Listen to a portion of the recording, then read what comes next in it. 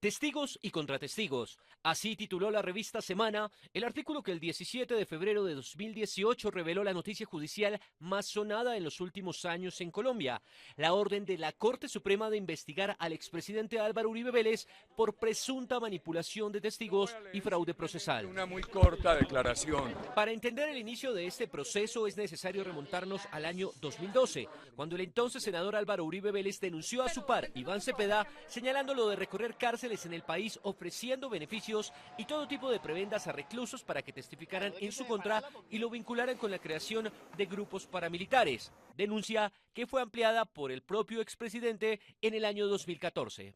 Son dos nuevas pruebas a la Corte Suprema. Dos testigos que están en la cárcel, uno dice que lo que le interesaba a Cepeda era que yo le sirviera como testigo en un caso donde me dejara grabar una entrevista, un video donde yo manifestara que el doctor Álvaro Uribe Vélez había estado en el caso de un guerrillero que fue dado de baja en Begachí.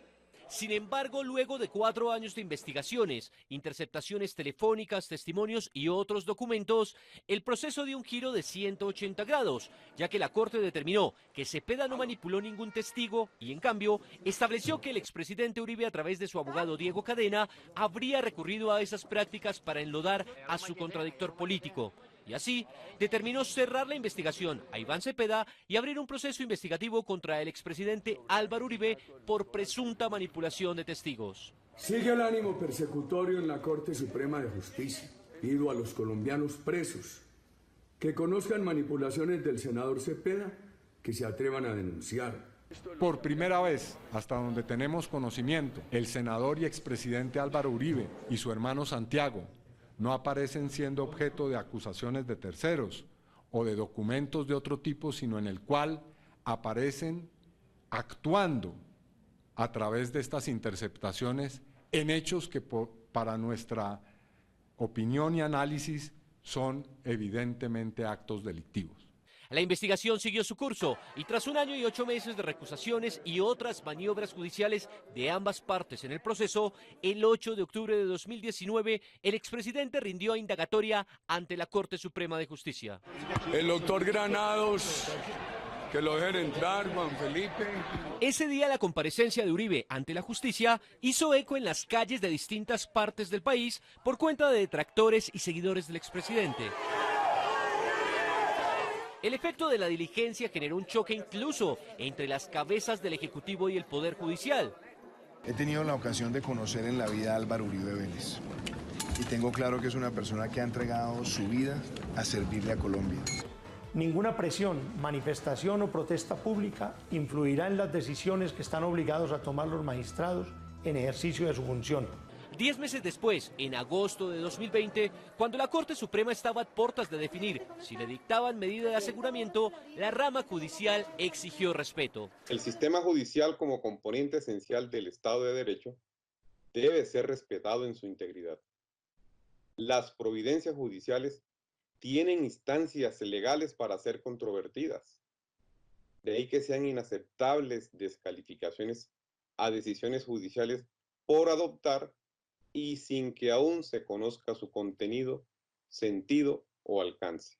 El 4 de agosto de 2020, el mismo expresidente Álvaro Uribe le contó al país a través de su cuenta de Twitter que habían ordenado su detención. La medida de aseguramiento con detención domiciliaria.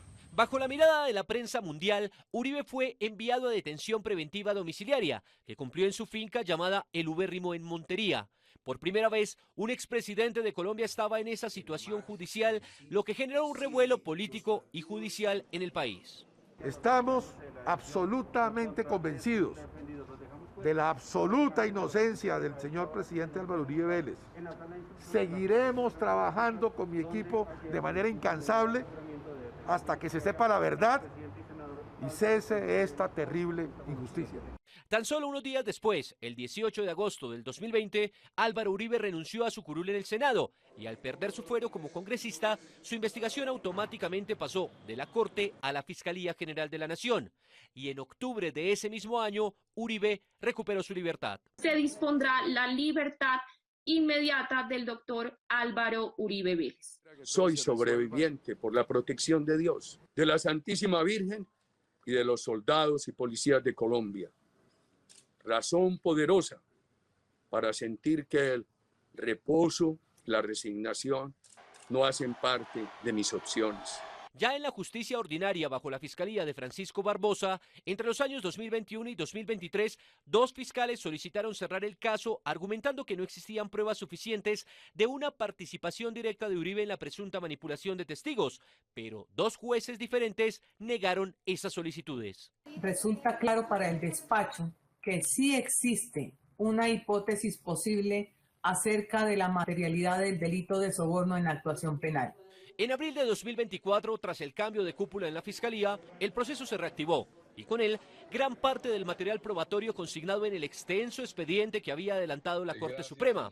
El juicio oral inició casi un año después, el 6 de febrero de 2025, y Uribe pasó al banquillo de los acusados en los juzgados de Palo Quemado en calidad de imputado. Nunca hice directamente, ni a través del doctor Diego Cadena, ofertas, menos para mentir. 67 audiencias después, donde desfilaron más de 90 testigos y ambas partes creen que sus pruebas presentadas les dan la razón, finalizó el juicio oral.